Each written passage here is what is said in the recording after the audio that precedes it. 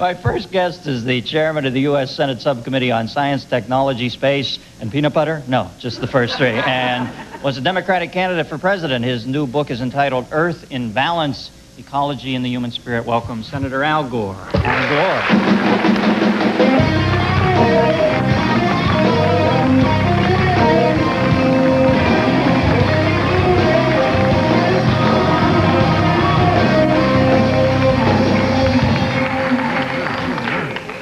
Earth in Balance. Now, obviously, you feel this is the, as most people probably should, the key issue of the next decade, if not century. So, what do you think? Can we pull it out, or is it unfixable at this point? I think a lot of people think it's unfixable. Well, some people look at the ecological crisis and feel kind of paralyzed by it, but we're beginning to turn the corner. It's still getting worse, but the number of people who are convinced we've got to really do something about it is growing. There's a real generation gap on this. Young people are intensely concerned about it, and a lot of older people are not. It's very interesting. I speak in a lot of schools, and if you ask kids what is the most important issue, they almost always say the threat to the global environment. They'll talk about the rainforests or global warming, the ozone layer. And you know, the news last week, now they're talking about the possibility of an ozone hole above the United States, right above Kennebunkport. Right. So that finally got the president's attention. But if you ask kids, do you think you're more concerned about it than your parents, 100% of them raise their hands yes. And I ask them, why do you think that is? Most of them say, because we're going to be around longer. Mm-hmm. I mean, I think they've learned more about it. I think that's a big reason for it. But I'm convinced we can do something about it. Yeah. I think, you know, now that communism has collapsed, I think the new organizing principle for the post-Cold War world ought to be to save the global environment. I think we can do it. Mm-hmm. Now, as I read a synopsis of the book, I noticed that there was something in there about maybe a need to manage population. Now, how does one go about that without tapping into every Orwellian paranoia we've ever had about life? Well, actually, we know how to do that, and it has absolutely nothing to do with abortion or telling people how many children they can have. That's all nonsense. What happens is when countries have three things going for them, then the population naturally stabilizes. But you got to have all three. Number one, the availability of birth control. And it ought to be available to anybody who wants it.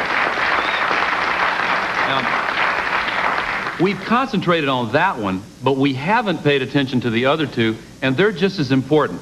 The second one is high child survival rates. Now, that sounds a little tricky, but there was an African leader decades ago who said the most powerful contraceptive in the world is the confidence your children will survive. In a lot of developing countries, when children die frequently, then they have very large families to make sure some of them survive. When child survival rates go up, then parents feel more confident having smaller families. But then there's the third factor. Before you move on, isn't the American child surviving rate a bit, it isn't as high as you'd think it would be, is it? Among developed countries, we're down the list, but compared to the third world, it's on up there. But you're right, it's a national disgrace that our infant mortality rate is as high as it is. There was a little improvement last year, but it's still way too high. Surprisingly high. And the third point? The third condition that has to be present is high levels of education and literacy, especially among women, so that they feel empowered to participate in the decisions about family size.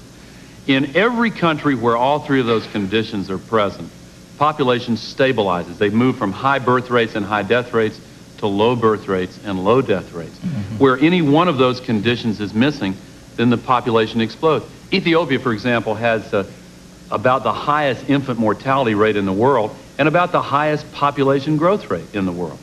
These seem like such important ideas to me. I can't understand why you, as somebody who to some extent could be your party's Sunbelt savior, I mean, they get so whacked down in that area of the country nowadays by the Republicans. Why are you not running for president? What has made you decide not to? Well, I appreciate the question, but I decided not to run and announced it last August for personal reasons. I expected Bush to take a nosedive in the polls. He's got no program for the country. But a few years ago,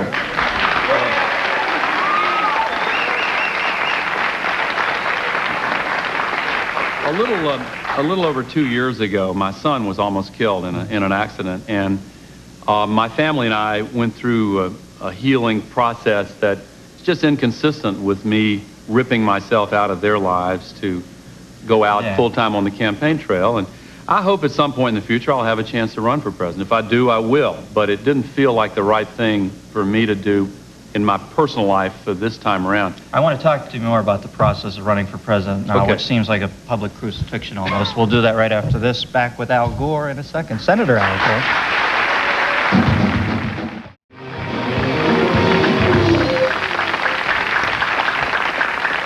Welcome back. We're back with Senator Al Gore. Now, I was wondering if one of the things that entered into your running for the president is the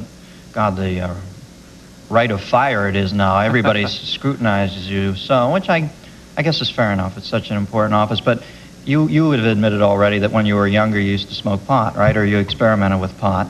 And I was just, to me that seems like, geez, if anybody from our era hadn't done a joint somewhere along the line, I'd be a little worried about them. I'm not saying it's right, but it's part of our growing up, that experimentation. I was wondering, is it stuff like that that scares you, running and having your family put through all that? No, not at all. The process that I was referring to earlier is we had to just cancel everything and stay in the hospital. Healed, and the recovery process was one which really involved the whole family. And having run for president before, I know that you just have to take off completely and throw your whole heart and soul into it. Right. And if you don't feel right about that, there's no point in doing it. I hope that I will have a chance to do it in the future. Is your son better now? Yeah, he's made a full recovery. He's doing absolutely fantastic, and we've been blessed by that. Now, who rolled a tighter joint, you or Tipper?